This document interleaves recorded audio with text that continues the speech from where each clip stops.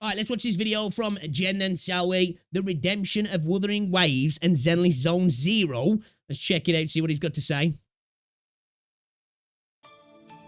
YouTube's so ass at the moment. 2025 has finally arrived, and in 2024, we had two very prominent children's gambling simulator games released, Wuthering Waves and Zenless Zone Zero. Now, in most cases, this would only be a cause for celebration because now everyone has more games to play. However, gacha game players are a tribalistic bunch, and after you waste hundreds of hours or steal enough money off your mom's credit card, eventually you find the need to justify yourself somehow. This caused one of the most toxic wars I've ever seen between fandoms over which game was better, with seemingly both at each other's throats when in reality it was just 0.1% of chronically online morons in their communities non-stop trashing each other on Twitter. True. This is what I say sometimes, you know, when people talk about, they like give broad brushstrokes to particular communities. And then you got to remember, it's a vocal minority, isn't it? It might sound like it's the majority, but it's just not. Twitter. If someone praised one or criticized the other, you'd be labeled accordingly a curlbot or a Hoyo shill named after the developers Curl Games and Hoyoverse. On the first of every single month, the two would battle it out on the Gacha Games subreddit using the Gacha revenue charts to prove that their game is better than on a level, this is why I love the Gacha revenue. Every time I make a video with the Gacha revenue charts, people hate it. Like, they're the videos where I get like 50% on likes to dislikes. People do not like that shit. I think it's funny, man. People need to lighten up a little bit about this. Or justify why they spent their college fund on a PNG. However, this war is not the point of the video. No, rather the purpose is to illustrate how both of these games have recently done something incredibly impressive that is rarely ever seen in the gacha sphere, and how it could affect the future of high-budget gacha games. And as always, if you enjoy this video, consider subscribing to the channel. I do agree both games are in a really good position right now, and have just been getting better as well. As I stream daily.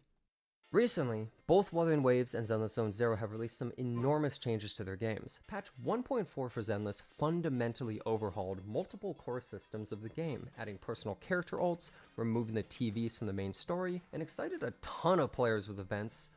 I really like that little Bang Boo versus Ethereal mode. It's kind of like, I guess, an Arknights mode, right? Because I actually played that for the first time the other day. I downloaded it on my phone. I only played for about 20 minutes because I can't stand playing games on phone anyway. But it kind of what it is, isn't it, really? Pretty much the same thing. Long-awaited character release. Wuthering Waves released version 2.0, exceeding players' expectations in multiple ways by making a new continent with really unique biomes and a flight system making exploration exciting again, while also writing a well-received story and hyping players with new characters. These two updates were not only the largest to happen to their respective games, but also have done the impossible, actually listening to the players for once, which never happens. This shows they actually can put the effort in. It does show how rough the gacha space has been for a while, doesn't it? In that like, you know, it's seen as a massive W.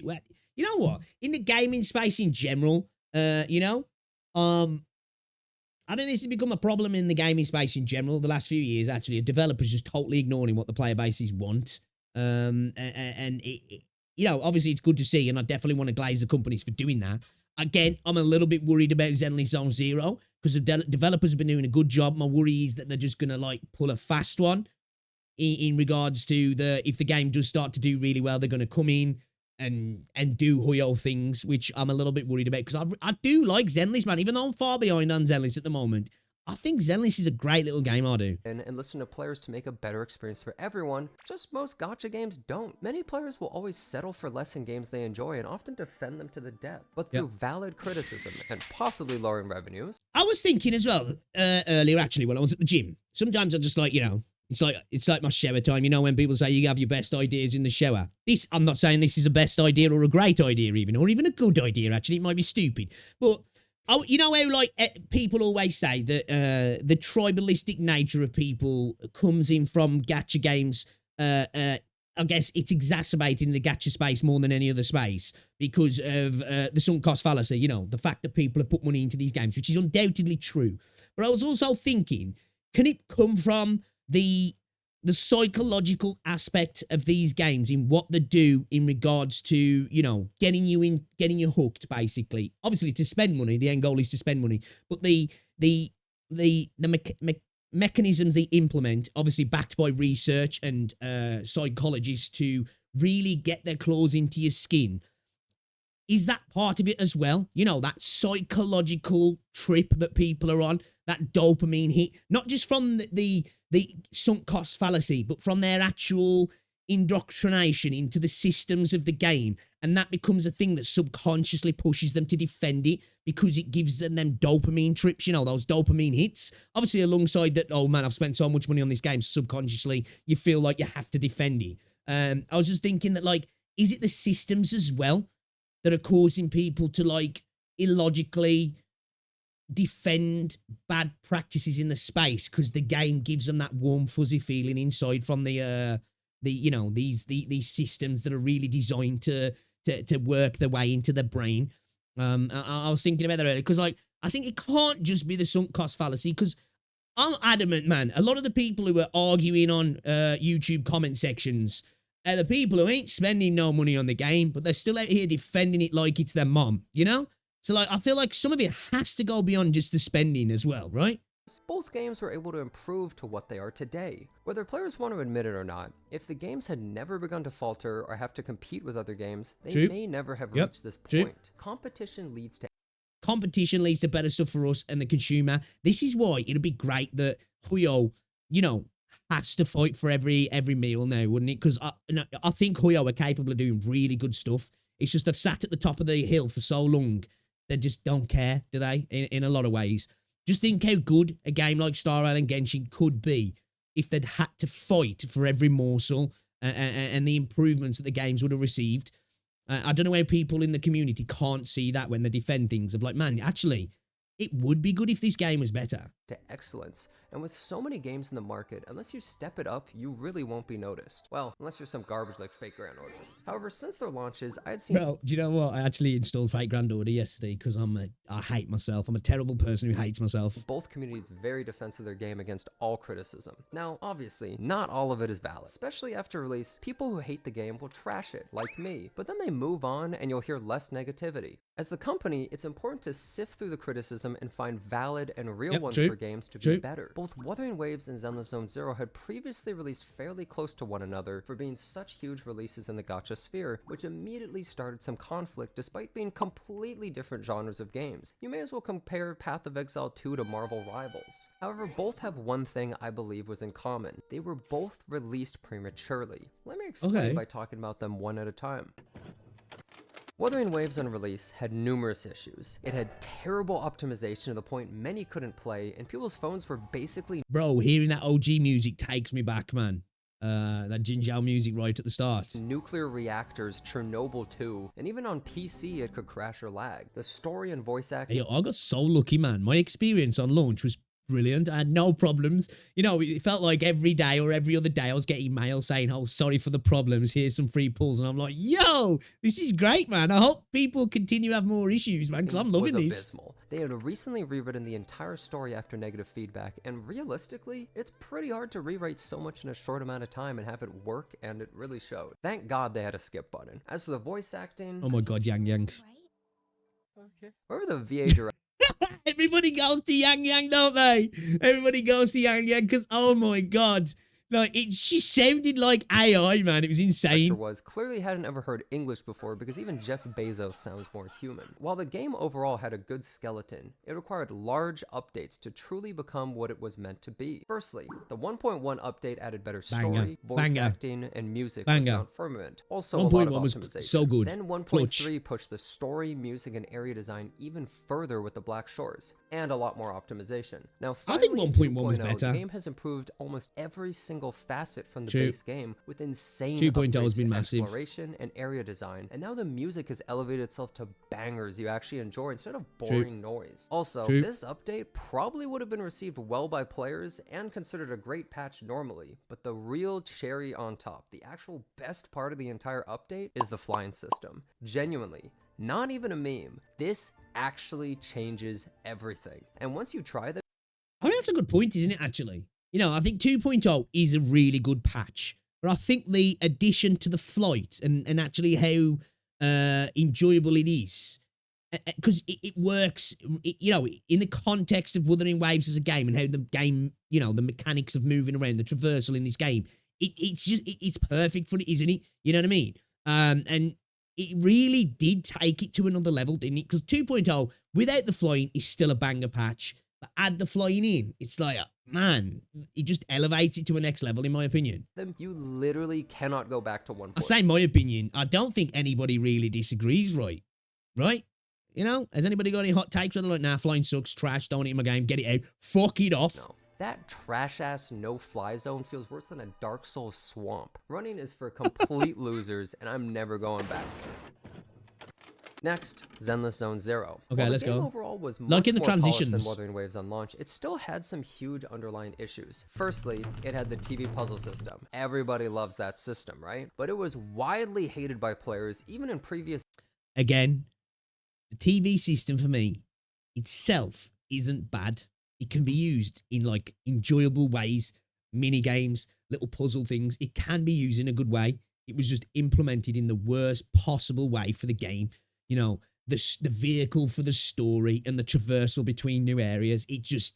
They took a system that was decent and just made it as bad as possible. You know, they just implemented it as bad as possible. Insane. Betas and replaced a large chunk of the gameplay. Also, the average age of players was probably too young to even know what the hell a CRT TV is. So unless they played Smash Bros. Melee, they probably were confused what they were even looking at. This system was so polarizing that they even stated on Twitter they would remove it, only to then We need to look at retract it the up. statement shortly after due to backlash. Secondly, some of the gameplay decisions made no sense, such as every character sharing the same ultimate bar. You would only ever use the strongest character's yeah, it's ult good now and that you've never got even see the separate other ults. team members, which anyone who played for an hour could honestly tell you. Duh, you're gonna ult with your strongest member, right? Also, they didn't really have any endgame to play, so there wasn't much point in getting that much stronger, and with no world to explore, you kind of ran out of content really quickly. Now, since the start, they've improved the game in tons of... So that's where the beauty of being a tourist comes in, right?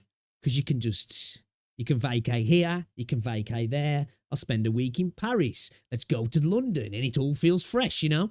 I don't get this now, and I haven't got it in 2.0 for Wuthering Waves. I've been taking my sweet time, and it's been refreshing, you know? Throughout Wuthering Waves, probably up until like 1.3, I was powering through all the content, you know? As soon as the content come up, I wanted to get through it as fast as possible, apart from Encore Story. We'll push that to the side, though. I wanted to get through the content as quick as possible.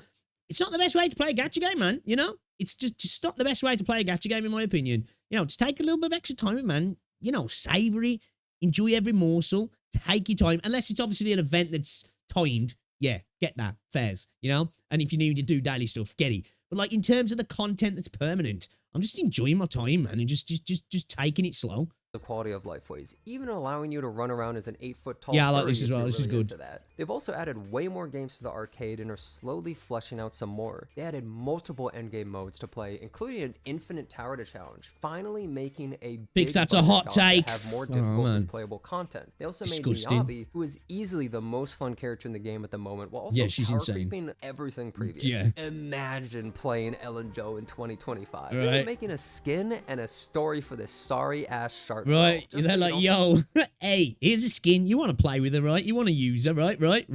You know, I know Miyabi's here, but you want to use her, right? forget she exists. Now, you might disagree. You might say the games weren't released early. However, when you compare the 1.0 launches to what they are now, it's night and day. Not only in content, but also in...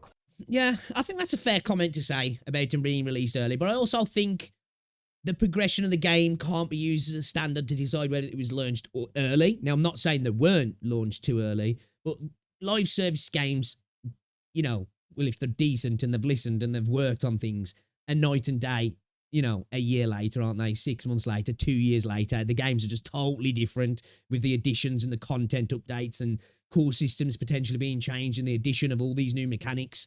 So like, you know, you can look at a game that's been out for 4 years and be like, man, you know, everything before this made the game look unfinished because you've constantly got additions to the game.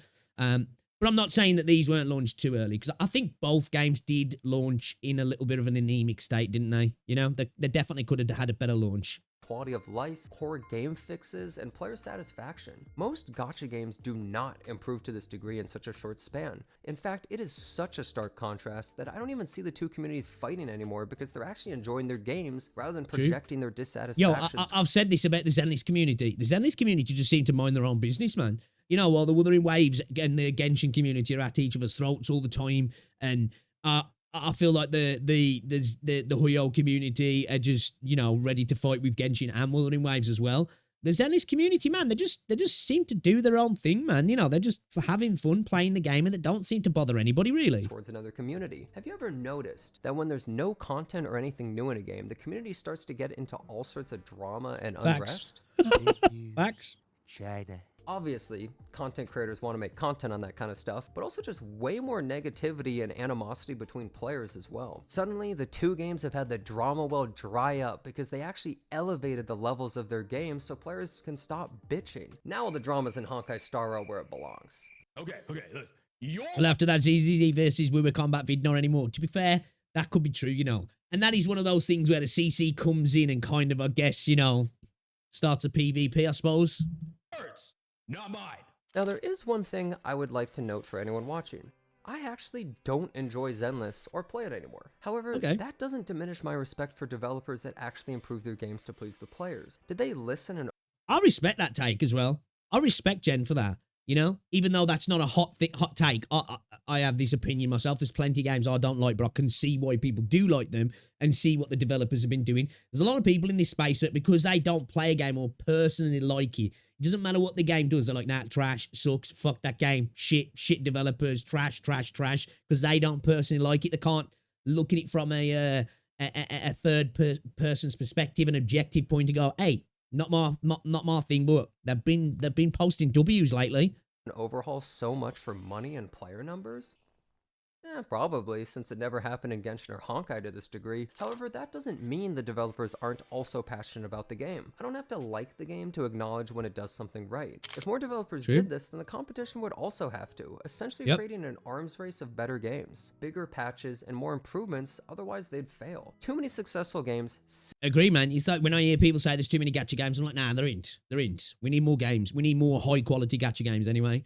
Now, you might not have much time to play them all, but that's the same with any game, isn't it? There's so many first-person shooters, you can't play them all. There's so many RPGs, you can't play them all. There's so many strategic games, you can't play them all, right? But the more big, high-quality, high-production gacha games we get, the better the games that we are playing are going to become. Well, hopefully, at least anyway. Sit on their ass and improve nothing, even when they have the ability to. Just look at Fake Ground Order. The game's garbage and never improves, but still makes so much money just because it was an early game with a huge IP behind it. And look at how many non-gacha games got destroyed by tiny developed indie games last year. And the game award goes to Elatro. Congratulations again, local fans. Competition breeds excellence. For us, the players, this is literally a win-win. When players begin to spend and play less, it sends alarm bells to the company to begin change immediately. Like, which lets perfect example, in my opinion, it's PlayStation at the moment, right? You know? Xbox came in, PlayStation were dominating the console market, right? You know? Xbox came in and you had the console wars. And I feel like for a time, it made both systems better. And then since the PS4 release, Xbox has kind of fell off really hard, hasn't it? Don't get me wrong, Xbox Game Pass is so fucking good. I love the fact of being able to play all the Xbox games on my PC. It's great, you know? It's so fucking good. Because it fell off so hard, PlayStation have begun to be complacent again recently, haven't they? You know, look at Concord, look at the Lego game that's just dropped. You know, they're releasing shit games left, right, and center, aren't they? You know, they're really not capitalizing on their potential to kill it in the multiplayer market. They're starting to release more games on PC, but they're still clawing at this desperate thing of, well, we don't want to release them on other systems. And because Xbox has fell off, PlayStation as a system now could be way better than what it is. And the games on the PlayStation could be infinitely better if Xbox was actually competing. This is what I say, man. Competition is better for you, even if you don't care about the competition. Push out such good updates sooner rather than in 2.0. Also, I just enjoy seeing people genuinely having fun and enjoying their game rather than pretending to like every little thing as though the game's amazing constantly when they give you one pull or some crap. Finally, there's one huge thing that we've all learned together. If players Oh, bro, that sound, man. That sound. quit or stop spending money, the company actually begins to listen. They have to. Maybe if we all shake hands and agree to quit our favorite gacha games for a month, gentleman's they'll release the agreement, best patch yeah? of all time. You in? I hope you enjoyed this video. Thanks a bunch for watching. Subscribe to the channel for more, and I hope to see you next time. Never going to happen though, is it there? Never going to happen. That's like having an agreement with all your mates. And nobody tries to tack that girl up, right? Yeah? We're all going to agree. She's off limits. And the next day, your mate's texting her. It's you wanker. Yeah, man, great video that was. We love Jenna's idea anyway. I enjoyed that, actually. It's nice to see a sane take in the gacha space, isn't it? It is nice. We need more of them.